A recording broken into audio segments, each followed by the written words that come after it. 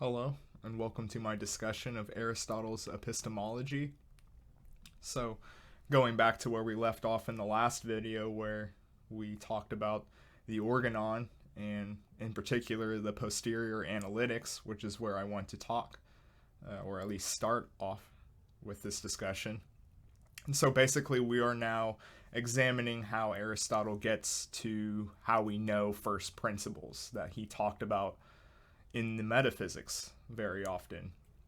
And so in book 1 of the posterior analytics, he wants to develop ultimately a science of first principles, an analysis or an examination of the essence or forms, along with other causal principles of the universe. Of course, think of his causality system.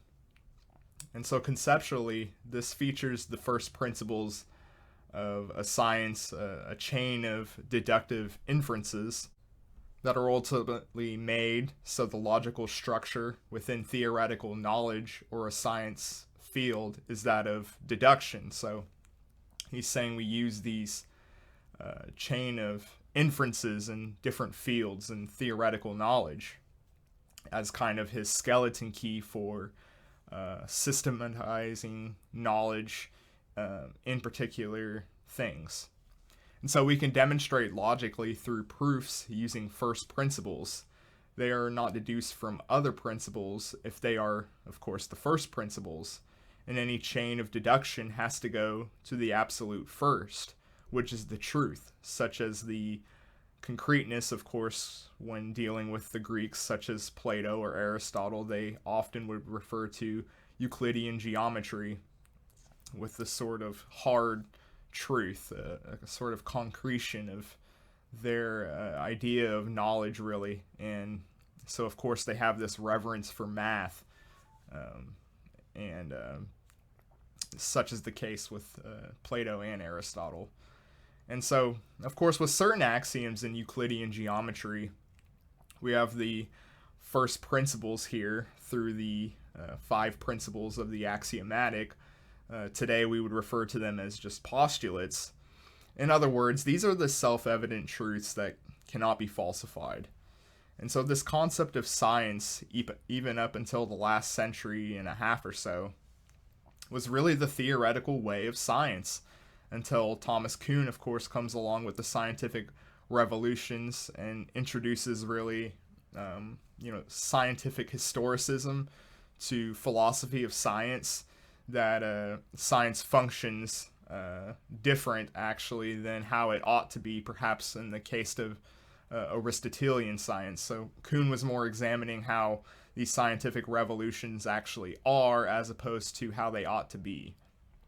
And so similar to now in the empirical tradition of thought, we find ourselves in first principles. We could, equalize this out with the empiricist school with generalizations or a hypothesis. Whereas, of course, in the modern time, we use this for experimentation to demonstrate our what we're really trying to articulate as truth. In empirical methodology, this is, of course, the hypothetico-deductive, the first principles then followed by the deduction. But Aristotle here, he doesn't think of it as a hypothesis or empirical generalization. Hypothesis doesn't have utmost certainty. You can falsify, of course, a hypothesis with a counterexample. And so Aristotle would say, when it comes to first principles, when it comes to epistemology and truth, we want utmost certainty. We don't want counterexamples coming into our ideas of first principles, because then everything's going to fall apart, because we're using a chain of argument that draws out from the first most principles of the universe. Aristotle in the posterior analytic, we have this problem if we don't have grounded first principles, where we have a regress to a prior principle followed by another, and this doesn't ground us with any sort of certainty, some hard truth. And so we could also have the example of a circularity, where the A depends on B, depends on C, depends on D, which depends on A, and they all sort of circularize together, which of course Aristotle wouldn't be interested in because it doesn't have certainty and it isn't indisputable. They rely on each other, and as such, they can't necessarily be indisputable, if you will, if they're so reliant on each contingency going forward, and it's become circular like that. And so that leads us to a discussion of knowledge of indemonstrable first principles. Aristotle's going to posit that with induction, it cannot be confused with the inductive reasoning that we use in contemporary times, or with the likes of Francis Bacon. Francis Bacon, of course, alternatively made a new organon, a new method. He wrote it in Latin and proposed that induction was actually experimental. Bacon, to compare here, was after consistency and functional laws, the sort of thinking that we think of today. Aristotle would call this just an examination in his system of efficient cause. Aristotle instead wants the essence or the forms that are within particulars. And how do we get to know about this is really the question. And the method that his predecessor left us with, the dialectic, leaves particulars in a world of possibles rather than the immanence that Aristotle sees, in the world, in particular things, to show form. And so, through analysis and criticism in the dialectic, Aristotle, on the other hand, wants embodiment, and thus we need to know how to get form out of particularness. This process for Aristotle begins with sensation, and this then will lead later into talks of the soul and that relationship. Aristotle's view of insensation, or physical sense apprehension, if you will, is a form of a particular thing without the material being, if you will. Consider with, something like the use of vision, that, you're not going up to objects and rubbing matter into your eye. Of course, that would be quite painful. You probably would blind yourself, actually. You're not physically sensationing in that sort of way toward a material object, but you're ultimately apprehending it, just as the same way as matter doesn't crawl into your ear to be able to hear it. So the senses then apprehend the form of shape, smell, color that doesn't have a sort of material relationship that has that same quality of the shape, smell, or the color of it.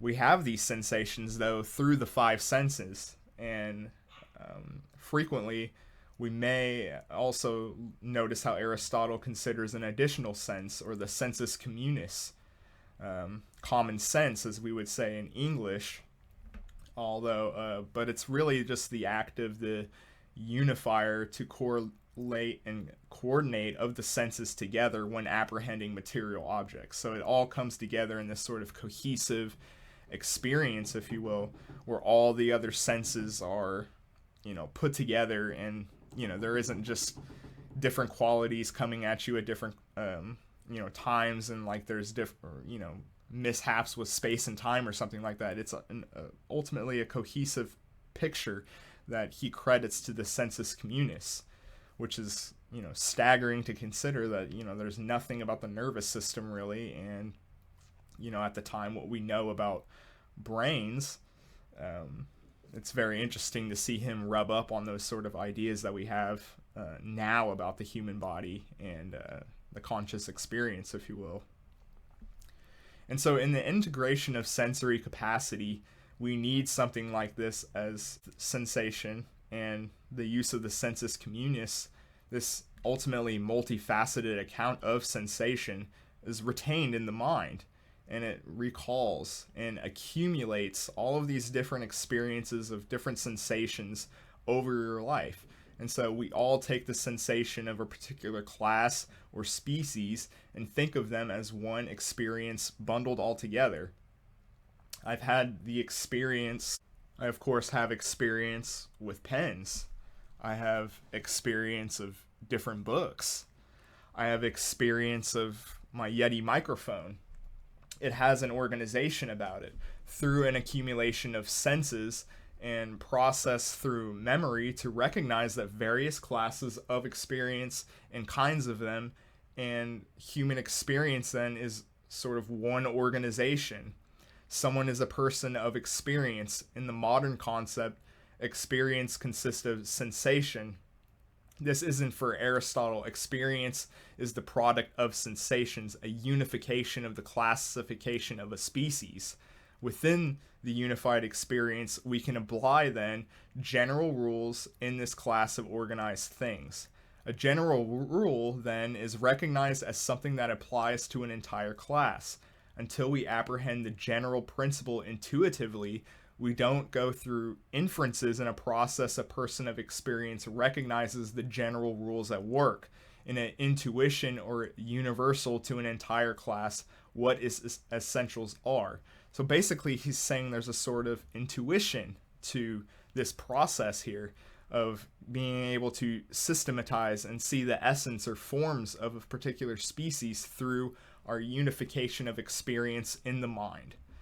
Aristotle's process of induction, or a cumulative experience classification, leading to an intuitive recognition of the form of the species, to be short there. And so the crucial Aristotelian point is that we learn to abstract the form from the species of particulars. The form is mentally apprehended, and an abstraction that is ultimately detached. An abstract idea is, in this case, not an empirical generalization, but an abstract universal idea. And so induction shows us the universals Aristotle wants knowledge of. This is what he's really after, of first principles, and then you have the syllogistic reasoning that precedes knowledge of first principles that comes from the induction process. And so Aristotle then is going to move on to critique other inadequate forms as compared to his idea of, truth in the first principles. To quote, "To know a thing's nature is to know the reason why it is, and it is equally true to say without qualification to be as opposed to being possessed by the same attribute, insofar that they are said to be possessed by some attribute, such as equal to two right angles at greater or less." So he really wants the nature of the thing. And so he asks whether developed states of knowledge are not innate, although first unnoticed in Plato's view, and thus absurd to Aristotle, is how we could possess such knowledge, such as being, conceived of, that could somehow have apprehensions that are more accurate, this is, truth, if you will, than what demonstration can offer.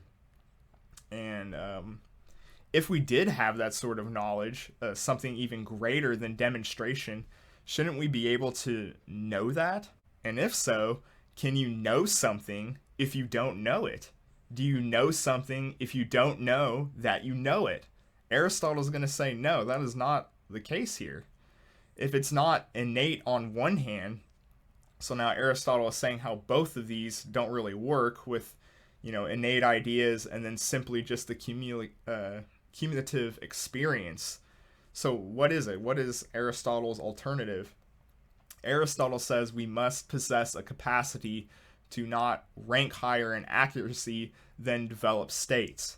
We don't have innate knowledge, but have the capacity for knowing the nature or forms.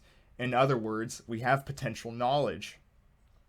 In psychology, when he talks about that, this is what he considers the potential intellect.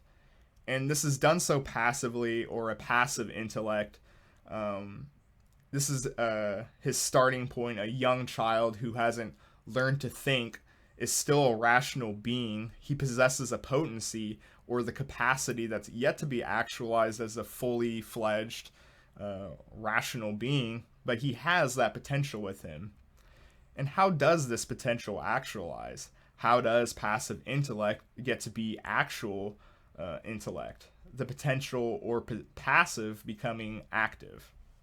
And so, to quote Aristotle, an obvious characteristic of all animals, they possess a congenital discriminative capacity called sense perception. Hence, discriminate one object or one thing from another, such as a dog knowing his territory.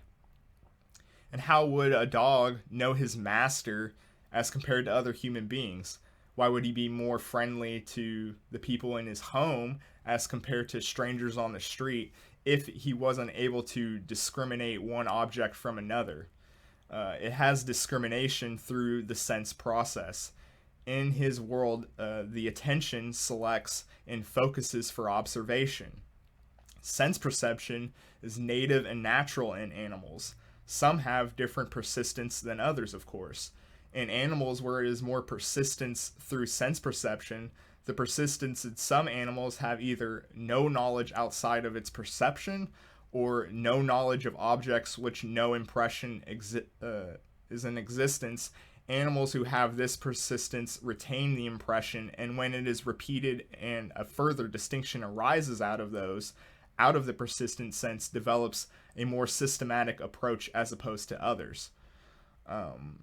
And so in addition to this idea of memory, of recalling, we now have the organization of experience. So he's essentially noticing how in different animals, you get further along from them being able to really systematize the sort of sense perception that they're getting, to be able to recall those experiences and unify them, to be able to kind of come out with a code, if you will, a sort of way of going about to get the results you want. I have a very ornery little puppy chihuahua right now, and she's going around sensing and experiencing the world, and as time goes on, she's gonna find certain things she enjoys more than other things and will wish to bite that instead.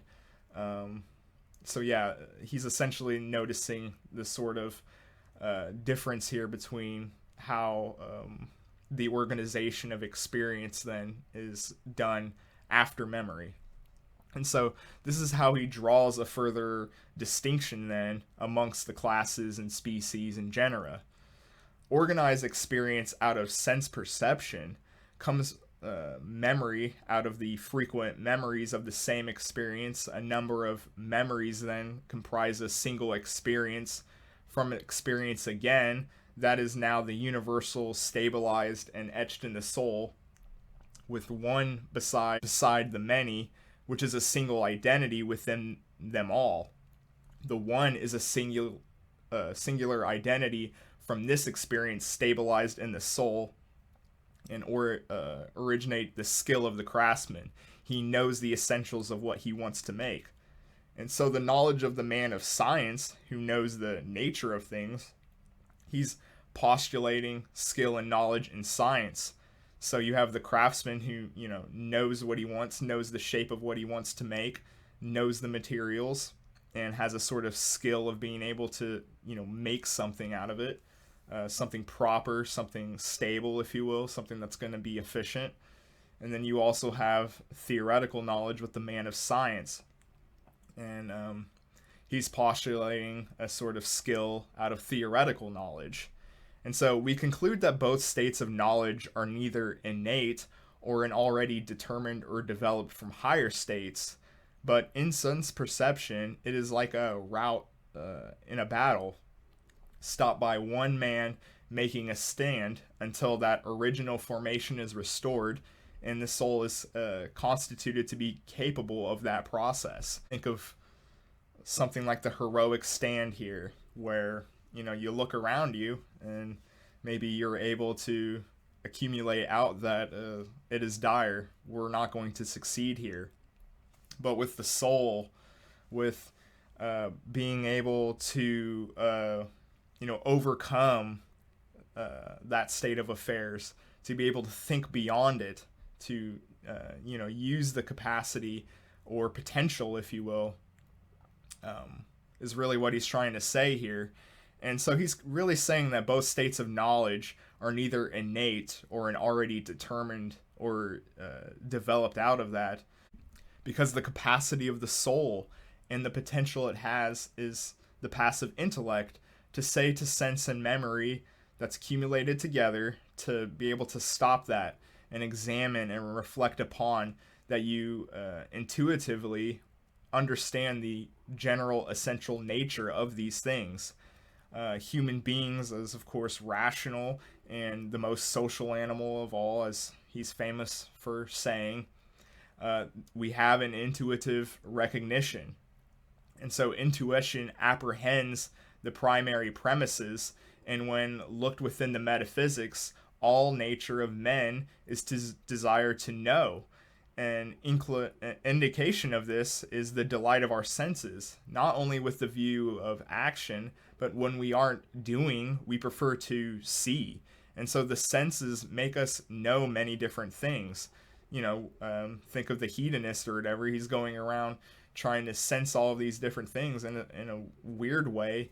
It's because he can't control his desire for knowledge, or at least use it in a more productive way, I guess would be really what we're getting at here. But yeah, pleasure seeking.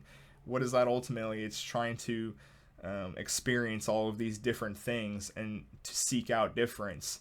And so by nature, animals are born with the faculty of sensation, and from sensation, memory is produced from memory experience, and then produced several memories to then make a single experience. Experience is much like the arts and science. Even if both come from experience, the reason is that experience is knowledge of individuals. Art then is of the universals, and science is a knowledge of those universals.